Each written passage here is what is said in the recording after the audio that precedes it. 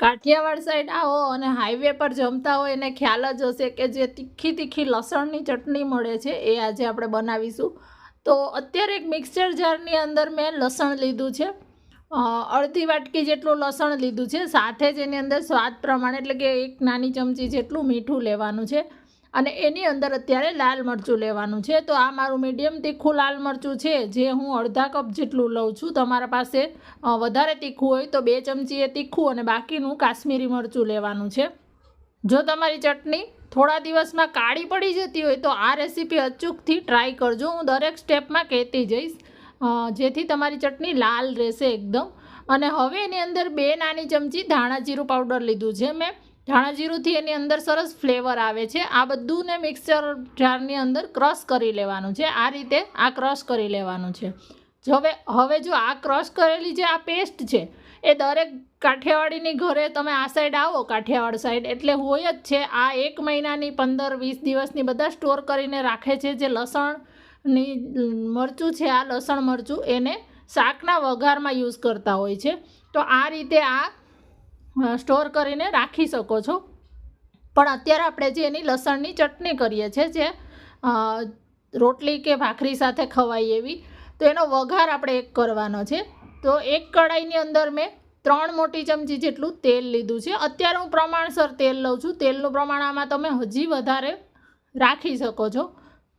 તેલ સરસ ગરમ થાય એટલે એની અંદર આપણે 5 ચમચી જેટલી હિંગ લેવાની છે. અને અત્યારે તેલ છે એ બહુ ગરમ નથી થવા દેવાનું, નહીંતર મરચું છે એ બળી જશે અને એનો કલર કાળો થઈ જશે.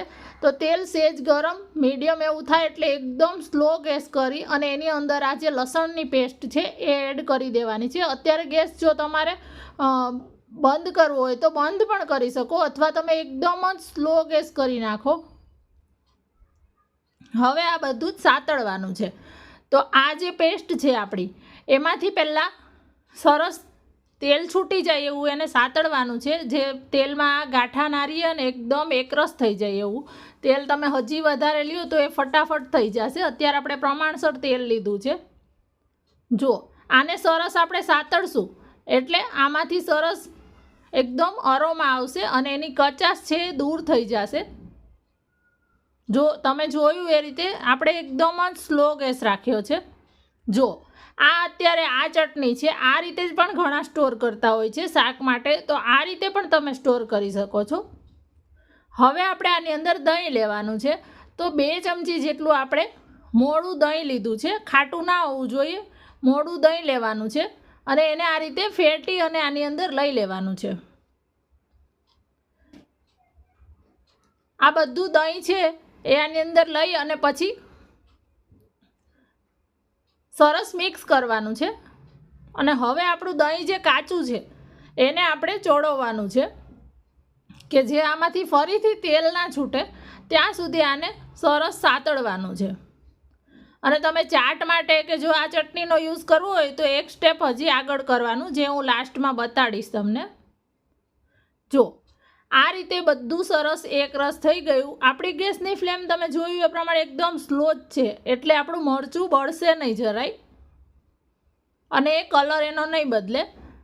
હવે આ રીતે બધી ભેગી થાય છે અને એમાંથી તેલ છૂટ્યું છે. જો તમે હજી વધારે તેલ લીધું હોય તો આ થોડીક ચટણી ઢીલી હશે અને આ જે તેલ છે એનું પ્રમાણ વધારે હશે. મેં અત્યારે પ્રમાણસર લીધું. તમારે વધારે કરવું હોય તો હજી તમે ઢીલી કરવી હોય તો વધારે તેલ પણ લઈ શકો છો. તો આપણી આ રીતે આ ચટણીને હવે આને ઠંડી થવા દેવાની છે. ગેસ આપણે બંધ કરી દીધો છે અને આને એરટાઈટ બોટલમાં કે કાચની જારમાં ભરી અને આને ફ્રીઝમાં તમે 15 દિવસ સુધી સ્ટોર કરી શકો છો અને કંઈ જ નથી થતું. અને જો આમાંથી આ ચટણીને તમે ભાખરી રોટલા સાથે સાઈડમાં સર્વ કરી શકો છો. જો કેટલી મસ્ત એકદમ તીખી તીખી, જેને તીખું ભાવતું હોય એ લોકો માટે તો આ ચટણી એ લોકોને બહુ જ ભાવશે. અને જો આ ચટણીમાંથી તમારે કોઈ ચાટ આપણે બનાવીએ તો ચાટ માટે યુઝ કરવી હોય તો આમાંથી જ્યારે તમારે બનાવવી હોય ત્યારે આ સ્ટોર કરેલી ચટણીમાંથી જેટલી ચટણી જોઈતી હોય એટલી ચટણી લઈને એની અંદર થોડુંક પાણી લેવાનું અને જેટલી યુઝ થઈ જાય એટલી જ ચટણી લેવાની. એટલે પાણી એડ કરવાથી એને રાખવાની નથી. પાણી એડ કર્યા પછી એ રહેશે નહીં. પણ કોઈ ચાટ કે આપણે કંઈ પણ બનાવતા હોય તો એની અંદર જે લસણની ચટણી આપણે જોઈએ તો એમાં આ રીતે તમે આ એકદમ સરસ આવી લિક્વિડ કરી અને આ ચટણી યુઝ કરી શકો છો. તમે જુઓ એનો કલર કેટલો મસ્ત લાલ ને લાલ રહ્યો છે. જો તમે આ રીતે લસણની ચટણી બનાવીને સ્ટોર કરશો તો તમને બહુ ઇઝી રહેશે. તમારે કંઈ પણ બનાવવું હોય ત્યારે આ ચટણી તમને કામ આવે છે. અને કાઠિયાવાડી ડીશમાં તો સર્વ કરી જ.